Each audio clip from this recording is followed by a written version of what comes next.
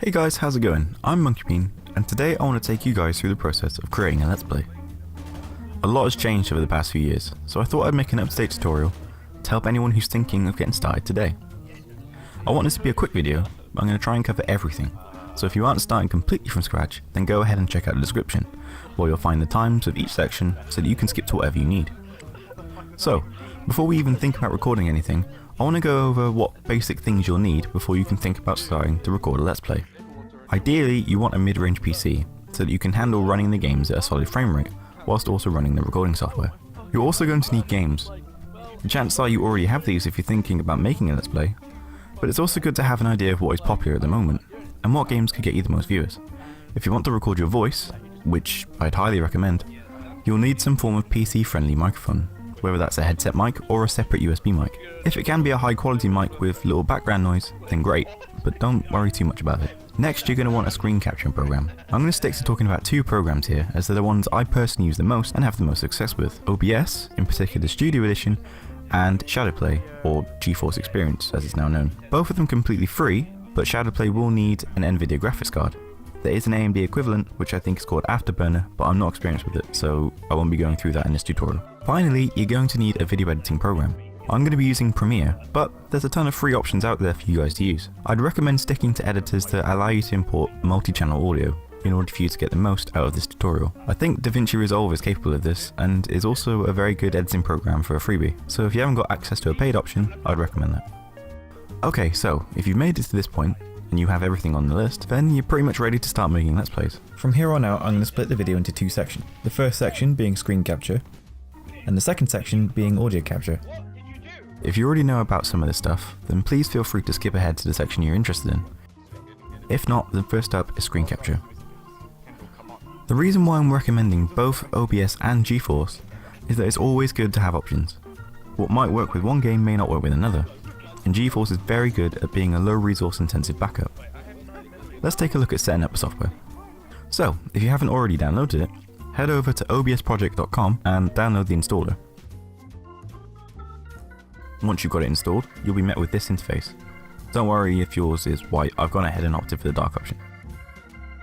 To get started, click the plus symbol under the sources window to add a new source. As you can see, there's a wide variety of options available that can be helpful for streaming and for recording.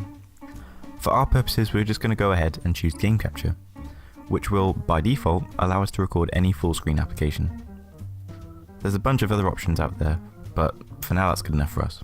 Now that we've got our main capture source sorted, let's go ahead and fiddle with some of the options. We don't need to change anything in the General tab, so go ahead and click the Output tab. We need to get to the Advanced settings, so click the drop down menu and change it over to Advanced. We aren't interested in streaming right now, so go ahead and change over to Recording. From here we can see a lot of info, such as where our recordings will end up.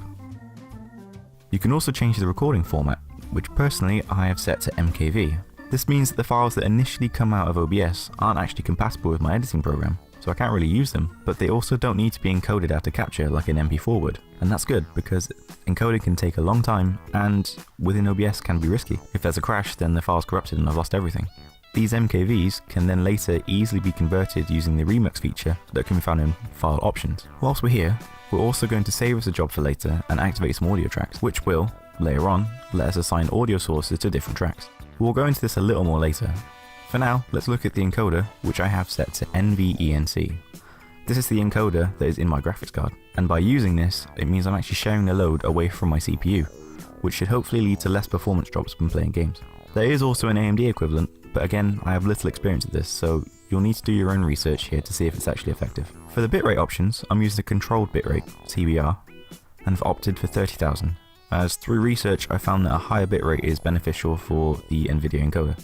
Finally, head over to the video tab. Here make sure that your resolution is not automatically downscaling by matching the scaled resolution to your camera's resolution. Personally, I'm going to be using 1080p. Finally, choose your frame rate. I've opted for 60 FPS, but if you experience FPS drops in your recording, I'd advise going for 30. It's better to have a consistent 30 FPS than a choppy 60. Right, now, the best thing to do here is to do a test recording. Open up a game, preferably the one that you actually plan on recording, and get a recording going so that you can see the end result, and whether or not you're actually happy with the quality. So, that's OBS sorted. In terms of visuals, you're pretty much good to go, because I'd always actually recommend you use OBS. But, as I said at the start, it's always good to have a backup. If you've got an NVIDIA graphics card, then there really is no reason to not have GeForce Experience running in the background. It's great as a backup, and it's perfect for when you need to capture an unexpected moment and you aren't recording at the time. If you don't have an NVIDIA card, I'd definitely advise looking up a tutorial for Afterburner, which is the AMD equivalent. Now, if I remember correctly, GeForce Experience comes with the initial drivers that you would install on your first time installation. If this isn't the case and you don't have them, they can quite easily be found by googling GeForce Experience. Once installed, the recording interface can be opened by hitting Alt-Z. If that doesn't work, you can ensure that the recording element of the software is turned on by looking at the settings, which can be found by opening the software from your taskbar. Once you've got the interface open, you'll see that everything is pretty straightforward. If you open the settings for instant replay, you can see all of the available options, replay length, quality presets, and individual quality settings such as resolution, frame rate, and bitrate. I personally haven't noticed on my system that changing any of these settings has actually any real impact on the performance of my system. So personally, I leave all of the settings on maximum and the resolution at 1080p. Again, if this does have a noticeable impact, then experiment and see what works for you. The same interface is pretty much displayed in the recording panel, and we don't really need to worry about the broadcast option. Whilst we're here, let's make sure that the microphone input is correctly set to your microphone. This makes sure that if you do want to use GeForce as a backup, you'll at least get your voice in there as well. If you don't want that, then you can simply turn it off. Finally, if we head into the settings and then into recordings, we can see where our files will actually end up, and this can be changed to whatever you want. And that's all there is to it with GeForce Experience. It's a very easy to use bit of software that gives out good quality recordings. So if you do get tired of messing around with OBS and you just want to record something, this should be good enough to get some basic stuff out in the meantime. Right, so with the visual stuff out of the way, let's get the audio sorted. This section pretty much applies to OBS users exclusively, so if you've decided against OBS, this next section won't really help you. For audio, I'm going to go through two setups, basic and advanced. The basic setup will give you two synchronized audio tracks in post, your microphone and your system audio, so your game audio, Discord chat, etc. The advanced options are a bit trickier, and I'll warn you now, will cost you about $5 or euros, but will give you four synchronized audio tracks, your microphone, your game audio, your team chat, so your Discord or your TeamSpeak, and a spare input for music, video, audio, etc. With these all split up, you will find that you'll have far more flexibility and be able to create a much higher quality video as a result. I'm going to start with the advanced setup, as I'd absolutely recommend this to everyone, but if you know you won't need the extra tracks, go ahead and skip to this timecode for the basic option. So, first we need to find a way to separate our audio sources. To do this, we're going to make use of a product called VB Audio Cable, which will give us some virtual cables that we can then use to route sound from our applications. This will then allow us to assign those sounds to different tracks. It's a fairly confusing process, so we'll go through it step by step to make sure you guys get it right. So to get the cables, first download the free cable and then go ahead and donate to gain access to the other two cables. We'll need to access all three for this to work effectively. Once you've got the zip files for both the single cable and the AB cables, extract them into their own folders. The AB cable file contains two zip files, so put these into their own folders.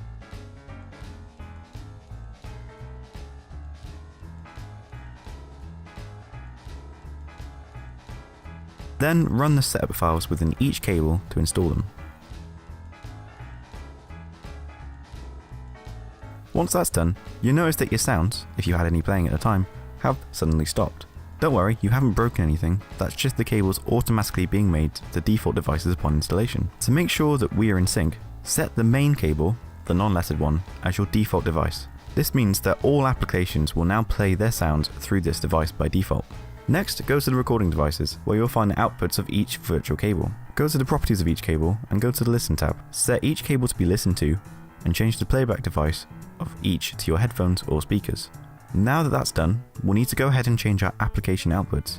Go to your Discord or TeamSpeak, I use Discord personally, and change the output to cable A. This means that all audio from Discord will now go through cable A. Next up, if you want it included, is to set up our music onto a different cable. The catch with this is that you may have to change what program you use to listen to music, as you will need to be able to edit the settings and change the output device. So for now, I've opted to listen to my music through VLC. Within VLC, change the audio device to cable B, and this will make sure that all sound from VLC goes via that cable. Before we start messing around in OBS, you should now have noticed that you can now hear all system sounds again. If you can't, make sure you go back and check that all cables have been set to listen via your headphones. Make sure it's not set to your default device, because that's now a cable, and you can't listen to that. If it's still not working, go back and set all settings to default, no listening and no headphones as default device, and try the tutorial again. If it's all working, let's set this up in OBS. So, once in OBS, open up the audio settings. Here you're going to want to change your desktop audio device to the main cable, as this is now your desktop audio device. Next, add in 2 auxiliary audio devices as cables A and B. A is your team chat, whilst B is your music.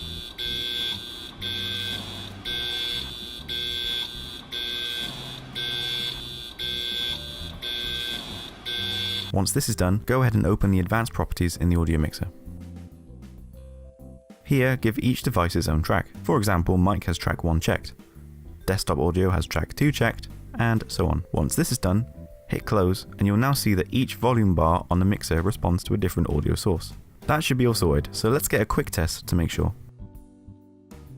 So, if we bring our test into Premiere, we'll see now that each audio track is a different source with different waveforms. If I go ahead and mute all but track 1, I get my microphone audio. If I go ahead and mute all but track 2, I get game audio. All but 3, and I just get my Discord.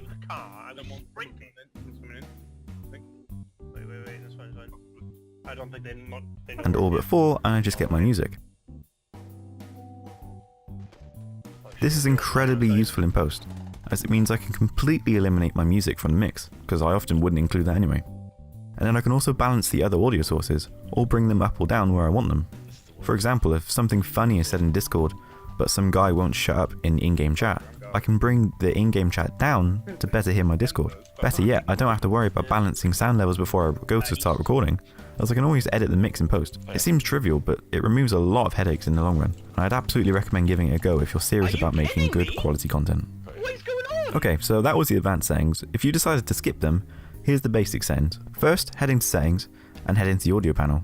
Once there, let's make sure our audio sources are registered. So go ahead and make sure that desktop audio is set to your system output, so your headphones or speakers, and then assign your mic/audio auxiliary device to whatever microphone you're using.